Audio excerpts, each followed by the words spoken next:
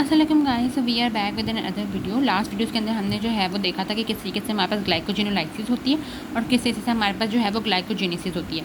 अब हम जो है वो नेक्स्ट वीडियो में देखेंगे कि किस तरीके से हम रेगुलेट करते हैं ग्लाइकोजेनेसिस और ग्लाइकोजेनोलाइसिस को।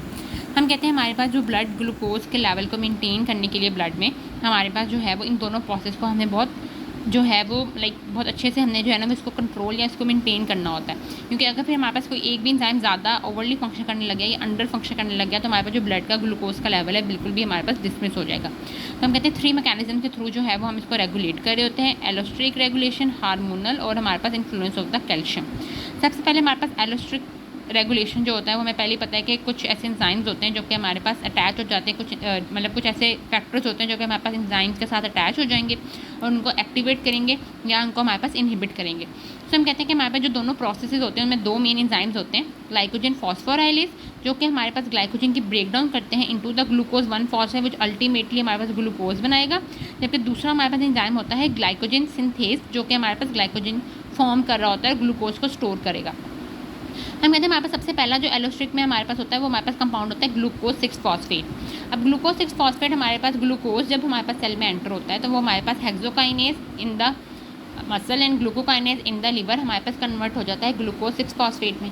अब जब हमारे पास ग्लूकोज जो है उसकी हमारे पास जो है वो ज़्यादा होगी तो हमारे पास ग्लूकोज 6-फॉस्फेट भी क्या हो जाएगा, ज़्यादा होगा। जब हमारे पास ऑलरेडी ग्लूकोज जो है वो ज़्यादा है तो हमें और ग्लूकोज क्या है नहीं चाहिए, तो हमारे पास ये क्या करेगा, ग्लाइकोजन फॉस्फोराइलेज को इनहिबिट कर देगा कि ग्लाइकोजन से और ग्लूकोज ना बनाओ, हमारे पास ऑलरेडी ज़्यादा है। लेकिन हमारे पास अगर ग्लूकोज ऑलरेडी ज़्यादा है तो ये हमारे पास ग्लाइकोजन सिंथेज को लेकिन स्टिमुलेट कर देगा कि हाँ भाई तुम ग्लाइकोजन बना लो, हमारे पास ऑलरेडी वो ग्लूकोज पड़ी है, हमें ग्लूकोज नहीं चाहिए तो तुम इसको स्टोर कर लो।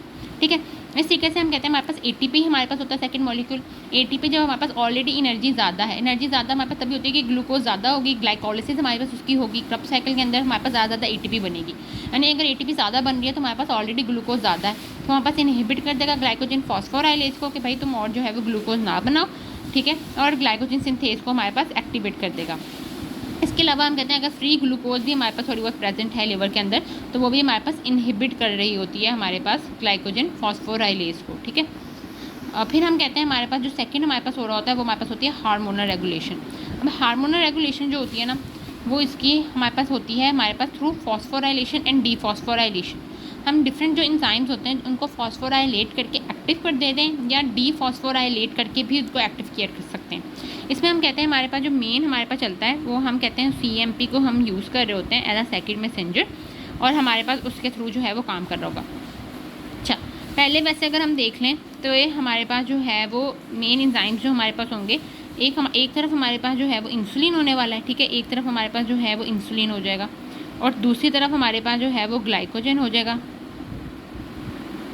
एपिनेफ्रिन हो जाएगा और हमारे पास जो है वो नॉर एपिनेफ्रिन हो जाएगा। ये सारे हमारे पास एक तरह काम करेगा और इंसुलिन हमारे पास इनके ऑपोजिटली हमारे पास जो है वो काम करेगा। ठीक है, ठीक है, सबसे पहले हम देख लेते हैं हमारे पास ग्लूकागोन और एपिनेफ्रिन का। हम कहते हैं हमारे पास जो ग्लूकागोन और एपिनेफ्रिन होता है जब भी हमारे पास किसी सेल के अंदर हमारे पास ये हार्मोन्स के थ्रू तो ये हमारे पास डायरेक्टली क्योंकि ये क्रॉस नहीं कर सकते क्योंकि पेप्टाइड हार्मोन होते हैं तो ये हमारे पास जो है वो सेकेंड मैसेंजर सिस्टम हमारे पास चलाएंगे अपने रिसेप्टर्स पे लगकर और ये हमारे पास एडिनाइलेट साइक्लेज जो है ये पहले हमारे पास यहाँ पर जी प्रोटीन कपल्ड हमारे पास जो है वो रिसेप्टर्स होंगे, जी स्टिमुलेटरी उसको हमारे पास ये एक्टिवेट करेगा और वो हमारे पास एडिनाइल साइक्लेट को एक्टिवेट करेगा। ठीक है, इसने हमारे पास एडिनाइल साइक्लेट को एक्टिवेट कर दिया। अब एडिनाइल साइक्लेट हमारे पास जो ATP है उससे हमारे पास CAMP बनाएगा। ठीक है, अब CAMP हमारे पास क्या करेगा, हमारे पास प्रोटीन काइनेज A जो होता है उसको हमारे पास इनएक्टिव फॉर्म से एक्टिव फॉर्म में कन्वर्ट कर देगा। अब प्रोटीन काइनेज A का हमारे पास काम होता है कि वो हमारे पास फॉस्फोराइलेशन करवाता है यानी फॉस्फेट को ऐड करवाता है। तो ये हमारे पास क्या करेगा, हमारे पास जो है वो फॉस्फेट को ऐड करवाएगा और ग्लाइकोजन सिंथेज जो कि एक्टिव फॉर्म में है उसको हमारे पास इनएक्टिव फॉर्म में कर देगा। यानी अगर हमारे पास ग्लाइकोजन सिंथेज है उसकी अगर हमारे पास जो है वो फॉस्फोराइलेशन होगी तो वो हमारे पास क्या हो जाएगी, इनएक्टिव हो जाएगी। और हमारे पास जो है वो ग्लूकागोन हो गया, एपिनेफ्रिन और एपिनेफ्रिन ये क्या करा रहे हैं, ग्लाइकोजन सिंथेज को फॉस्फोराइलेट करवा देते हैं ताकि हमारे पास जो ग्लाइकोजेनेसिस है वो हमारे पास क्या हो जाए, हमारे पास इनहिबिट हो जाए और हमें जो है वो ग्लूकोज मिलती जाए। ठीक है, हमें ऑलरेडी पता है कि ग्लूकागोन हमारे पास कब रिलीज होता है, जब हमारे पास ब्लड के अंदर जो है वो हमारे पास शुगर कम होती है और हमें जो है ना वो ब्लड में शुगर इंक्रीज़ करवानी होती है, तो उसने हमारे पास जो है ना वो शुगर को इंक्रीज़ ही कराना है, तो वो हमारे पास ग्लाइकोजिनोलाइसिस को प्रेफर करेगी और हमारे पास किस तरह से इनहिबिट करेगी ग्लाइकोजन सिंथेज को। तो हमारे पास ये किस तरह से इनहिबिट करती है कि हमारे पास फॉस्फोराइलेशन करवा देती है ग्लाइकोजन सिंथेज की थ्रू प्रोटीन काइनेज ए, और हमारे पास इसको इनहिबिट कर देती है। जबकि हम कहते हैं हमारे पास जो इंसुलिन होती है वो हमारे पास क्या करती है, इसकी डीफॉस्फोराइलेशन करवाएगी थ्रू प्रोटीन फॉस्फेटेज 1। ठीक है, प्रोटीन फॉस्फेटेज 1 जो होता है वो हमारे पास क्या करता है, वो हमारे पास डीफॉस्फोराइलेशन करेगा, और इंसुलिन जो है वो हमारे पास इसको जो है वो हमारे पास स्टिमुलेट कर देती है, और ये भी हमारे पास। ठीक है, तो हमने पहले क्या हमने पढ़ लिया कि जो इंसुलिन होगी वो हमारे पास क्या करेगी, इसको करेगी हमारे पास स्टिमुलेट। इंसुलिन हमारे पास जो है वो इसको हमारे पास स्टिमुलेट करेगी प्रोटीन फॉस्फेट 1 को, और प्रोटीन फॉस्फेट 1 जो है वो हमारे पास इसकी डीफॉस्फोराइलेशन करेगा और उसको दोबारा से एक्टिव कर देगा और ग्लाइकोजेनेसिस को हमारे पास स्टिमुलेट कर देगा। ठीक है, ये हमने पढ़ लिया कि ग्लाइकोजन सिंथेज पे हमारे पे किस तरीके से इफेक्ट करते हैं। ठीक है, अब हम देखते हैं कि अगर हमारे पास ग्लूकागोन और एपिनेफ्रिन हमारे पास किस तरीके से ग्लाइकोजन फॉस्फोराइलेज जो होता है हमारे पास उस पर किस तरह से एक्ट करेंगे। तो हमारे पास ये भी जी स्टिमुलेटरी से हमारे पास जो है वो जो है वो हमारे पास अपना इफेक्ट देंगे। एडिनाइल साइक्लेज को हमारे पास जो है वो एक्टिव करेंगे, ये हमारे पास एटीपी को सीएमपी में कन्वर्ट कर देगा। सीएमपी हमारे पास प्रोटीन काइनेज ए को एक्टिवेट करेगा। अब प्रोटीन काइनेज ए का वही काम है कि इसने हमारे पास क्या करनी है, फॉस्फोराइलेशन करनी है। लेकिन जब हमने ग्लाइकोजन सिंथेज की फॉस्फोराइलेशन की थी तो वो हमारे पास क्या हो गया था, हमारे पास इनहिबिट हो गया था, इनएक्टिव फॉर्म में हो गया था। लेकिन हम कहते हैं हमारे पास यहाँ पे क्या होता है कि हमारे पास जो फॉस्फोराइलेज होता है, फॉस्फोराइलेज काइनेज होता है या ग्लाइकोजन फॉस्फोराइलेज होता है, ये क्या होता है, फॉस्फोराइलेशन करने से एक्टिव हो जाता है। जब ये एक्टिव होगा तो ये अपना फंक्शन परफॉर्म करेगा और हमारे पास क्या करेगा, ग्लाइकोजन की ब्रेक डाउन करेगा। सो ओवरऑल हम देखें तो हमारे पास ग्लूकागोन ने क्या किया, हमारे पास ग्लूकागोन ने हमारे पास जो है वो प्रोटीन काइनेज ए को हमारे पास स्टिमुलेट किया। ठीक है, ये हमारे पास जो है वो करवाता है फॉस्फोराइलेशन। अब इसे फॉस्फोराइलेशन जब हमारे पास करवाई ग्लाइकोजन सिंथेज की तो वो हमारे पास जो है वो इनएक्टिव हो गया। ठीक है, वो हमारे पास इनएक्टिव हो जाएगा। लेकिन जो ग्लाइकोजन फॉस्फोराइलेज एंजाइम है ना वो हमारे पास क्या हो जाएगा, वो हमारे पास एक्टिव फॉर्म में हो जाएगा। जब हमारे पास ये एक्टिव हो जाएगा तो ग्लाइकोजन की ब्रेकडाउन होने लग जाएगी और ग्लाइकोजन की सिंथेसिस भी इनहिबिट हो जाएगी। ठीक है, जबकि अगर हम बात करें इंसुलिन की तो इंसुलिन हमारे पास जो है वो एक्टिवेट करवाता है प्रोटीन फॉस्फेट 1 को ही। अब वो दोनों, अब प्रोटीन फॉस्फेट 1 हमारे पास का इसका काम, हमारे पास परमानेंट काम क्या है, डीफॉस्फोराइलेशन।